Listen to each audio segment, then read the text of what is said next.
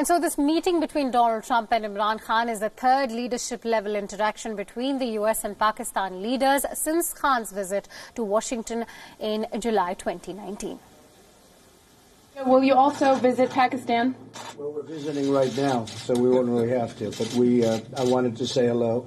For both a relationship standpoint, we've had a great relationship, and from the standpoint of our two countries, we're getting along very well. I would say we've never been closer with Pakistan than we are right now, and that's a big statement, although I wouldn't say at all times we were close as a country, but we are very close right now because of the relationship that we have, so it's very important.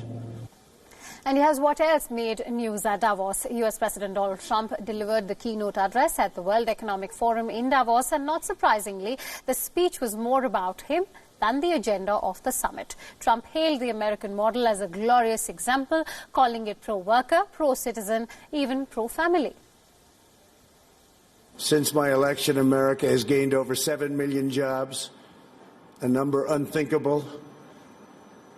I wouldn't say it, I wouldn't talk about it, but that was a number that I had in mind. The projection was 2 million, we did 7, more than 3 times the government's own projections.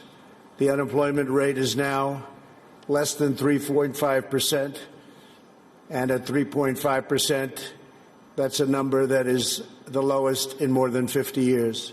Today, I hold up the American model as an example to the world of a working system of free enterprise that will produce the most benefits for the most people in the 21st century and beyond. A pro-worker, pro-citizen, pro-family agenda demonstrates how a nation can thrive when its communities, its companies, its government, and its people work together for the good of the whole nation. As part of this new vision, we passed the largest package of tax cuts and reforms in American history.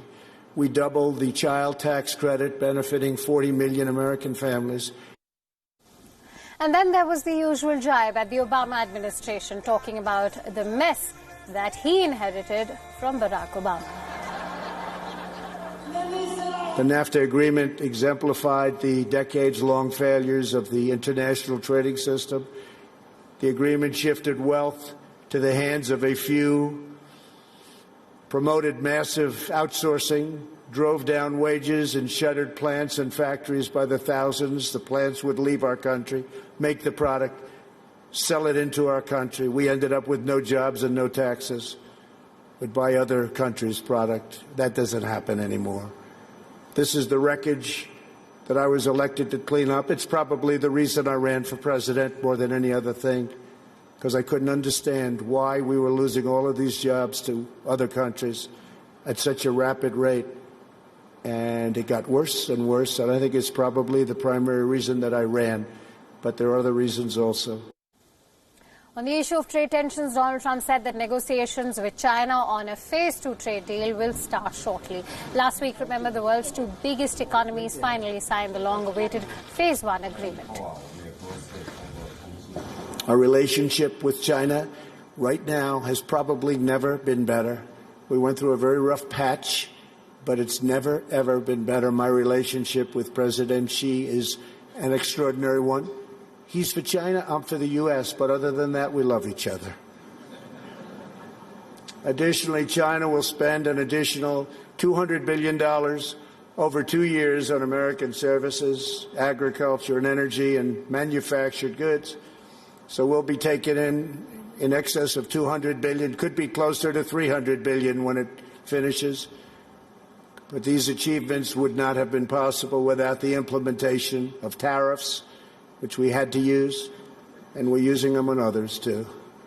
And that is why most of our tariffs on China will remain in place during the Phase 2 negotiations. And finally, in a thinly veiled dig at Greta Thunberg and other climate activists, Trump said that we must reject the perennial prophets of doom. This is not a time for pessimism. This is a time for optimism. Fear and doubt is not a good thought process, because this is a time for tremendous hope and joy and optimism and action. But to embrace the possibilities of tomorrow, we must reject the perennial prophets of doom and their predictions of the apocalypse. They are the heirs of yesterday's foolish fortune tellers, and I have them, and you have them, and we all have them. And they want to see us do badly, but we don't let that happen.